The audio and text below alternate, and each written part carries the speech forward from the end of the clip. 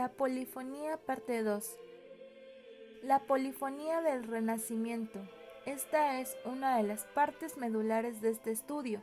y es que la polifonía del Renacimiento es considerada una de las mayores cúspides,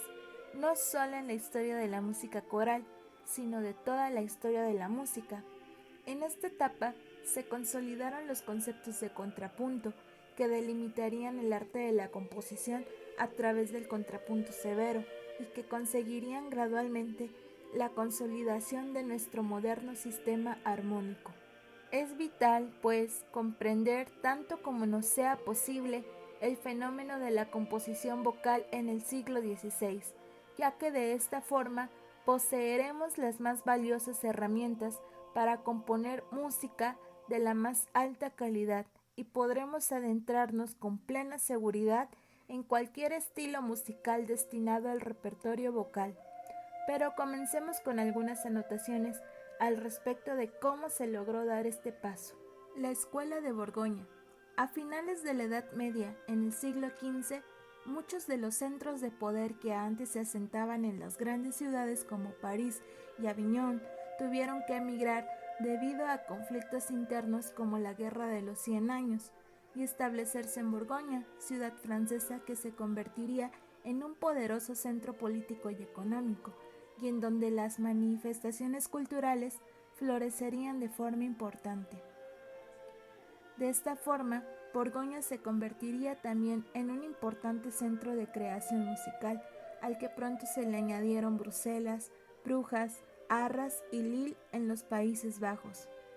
La Escuela de Borgoña, la cual nació a finales de la Edad Media y que se desarrolló casi de forma paralela al Ars Nova y al Ars Subtilior, es un puente entre la música de la Edad Media y del Renacimiento. La Escuela de Borgoña supuso un nuevo estilo de polifonía, representada de forma sobresaliente por el compositor franco-flamenco Guillaume Dufay, conocido como el primer compositor importante del Renacimiento, y el influyente compositor belga Johannes Ockeghem.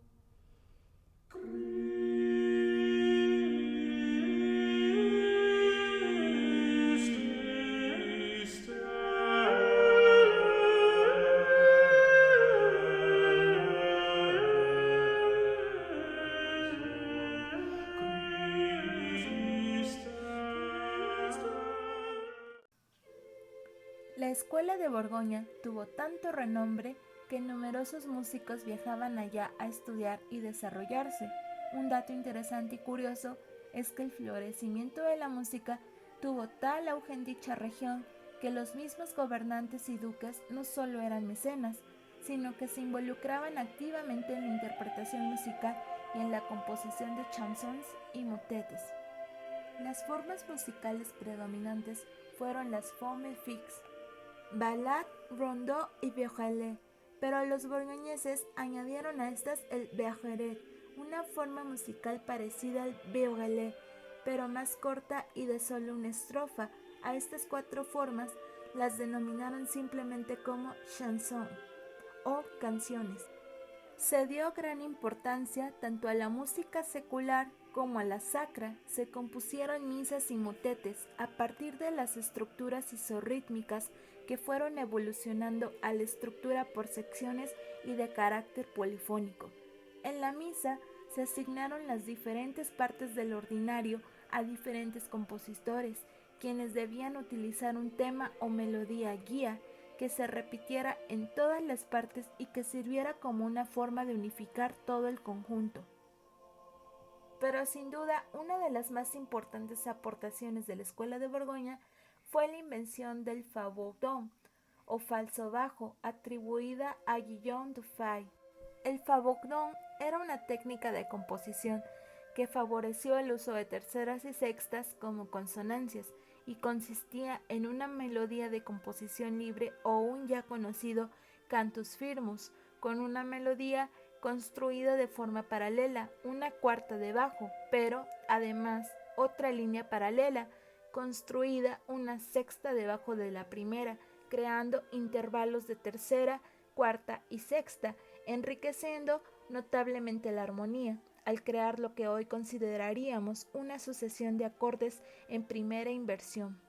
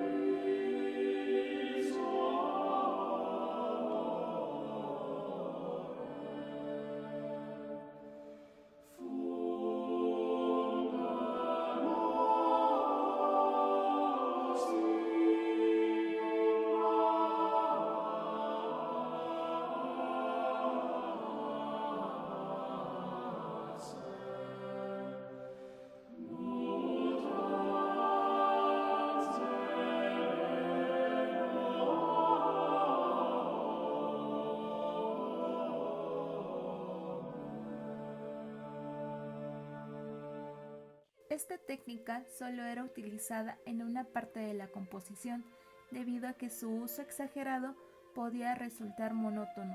pero su utilización resultó en uno de los momentos más importantes en el desarrollo de la música occidental, la prohibición de las quintas y octavas paralelas, y el favorecimiento de las terceras y sextas. Además, motivó la aparición de las primeras reglas del contrapunto, ya que durante la Edad Media no existían reglas de contrapunto como tal, sino que la composición se realizaba a través de un agregado más o menos ordenado de recursos y elementos. Desde aquí, la música vocal del primer Renacimiento perdería los rasgos de la música medieval tardía, como la isorritmia y el uso de quintas y octavas paralelas. Además, se comenzarían a limitar los movimientos directos y se designará a la cuarta justa ya no como consonancia, sino como disonancia. Rítmicamente también se perdería riqueza, pero eso se tradujo en una mayor fluidez, claridad orgánica y textual, así como un mejor desenvolvimiento armónico. Nació así la escuela franco-flamenca alrededor del año 1500 en el norte de Francia y Bélgica. En esta etapa se afianzaron las nuevas reglas del contrapunto y se dio paso a uno de los aspectos más relevantes de la polifonía renacentista,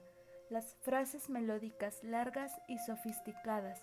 Además, se perfeccionó el uso de las formas imitativas, dando mayor importancia al canon y a sus derivados, sobre todo al canon de prolación o canon mensural, en el que la melodía principal era repetida por las demás frases con diferentes duraciones, lo cual dotaba de una enorme complejidad intelectual a las composiciones vocales.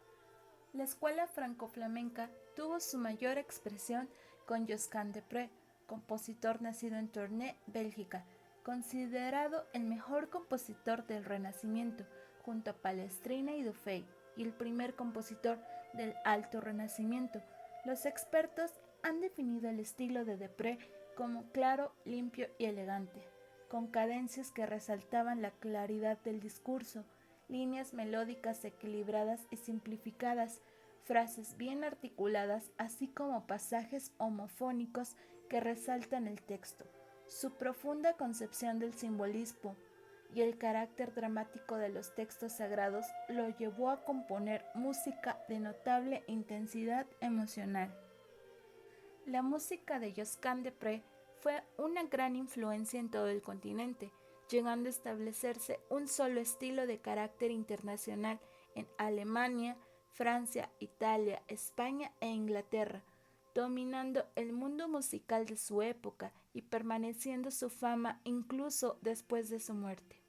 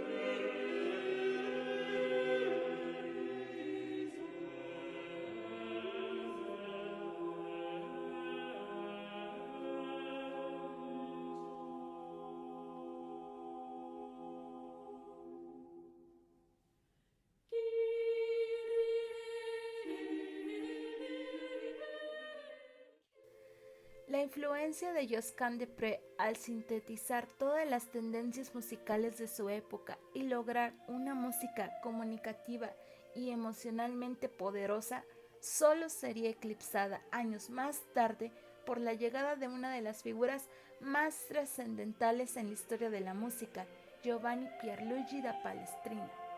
Consolidado el estilo polifónico de carácter internacional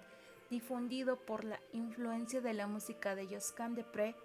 el estilo contrapuntístico tendió a hacer las texturas más homogéneas, a alargar aún más las frases y a ocultar el carácter conclusivo de las cadencias para favorecer la fluidez del discurso. La complejidad surgida de estas intrincadas maneras de entretejer diferentes materiales melódicos en la música litúrgica provocó un descontento en la de por sí ya convulsa Iglesia del siglo XVI, la que atravesaba por la Reforma protestante y la Contrarreforma. La poca claridad de los textos, enredados entre los exuberantes recursos polifónicos, aunado al uso desmedido del contrafactum, que es el uso de melodías de canciones profanas, pero sustituyendo su letra original por textos litúrgicos en misas y motetes, provocó que el Concilio de Trento desalentara el uso de la polifonía para promover un estilo más homofónico, claro y apegado a lo sacro. Fue el momento en el que apareció en escena un personaje que cambiaría la escena musical de forma permanente. Giovanni Pierluigi da Palestrina nació en la villa de Palestrina, cerca de Roma, el 30 de septiembre de 1525. Desde pequeño formó parte del coro de la Basílica de Santa María la Mayor en Roma, motivado por el obispo Giovanni Ciocchi del Monte, tomando después el cargo de organista y maestro de capilla, en 1544, de la iglesia de San Agapito, en su ciudad natal, y donde se casaría con su primera esposa, Lucrecia Gori, en 1547.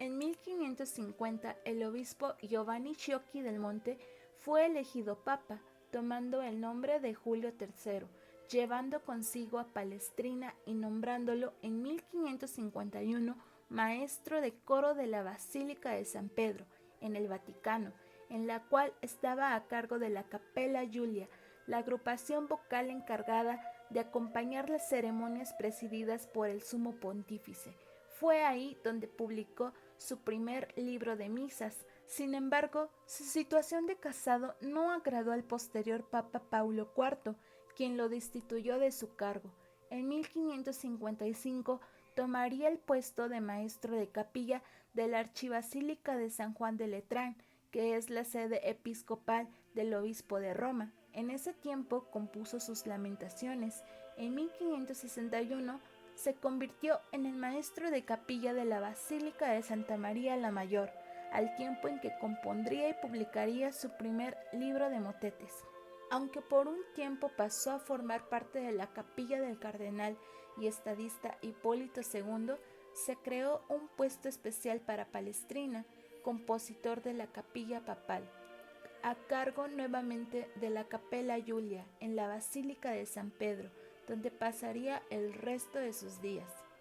Desde finales del siglo XVI circuló la leyenda de que fue la Misa Pape Marcelli de Palestrina la responsable de que la amenazante prohibición del uso de la polifonía en la liturgia a través de las proclamaciones del Concilio de Trento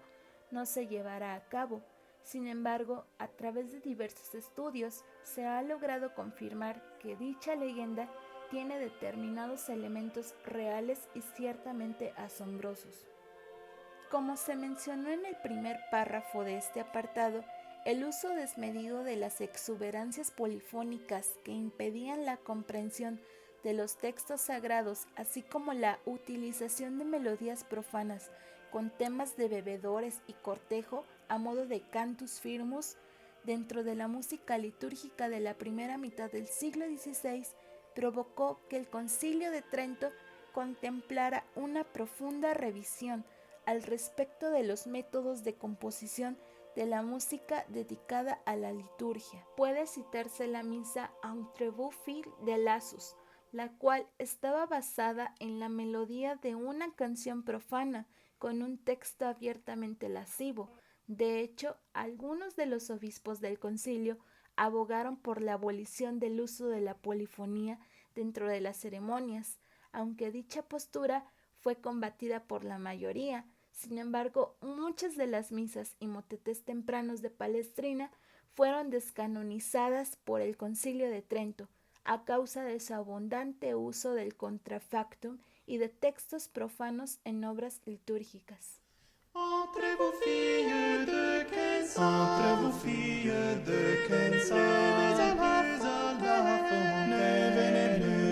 à la fontaine, ne venez plus à la fontaine, ne venez plus à la fontaine, à la fontaine, car trop avaient les yeux friands, les yeux friands, te poignant, boucherie, con les mouflants, les cœurs plus gais qu'une mitaine, les cœurs plus gais qu'une mitaine. Entre vos filles de 15 ans, ne venez plus à la fontaine. Entre vos filles de 15 ans, ne venez plus à la fontaine.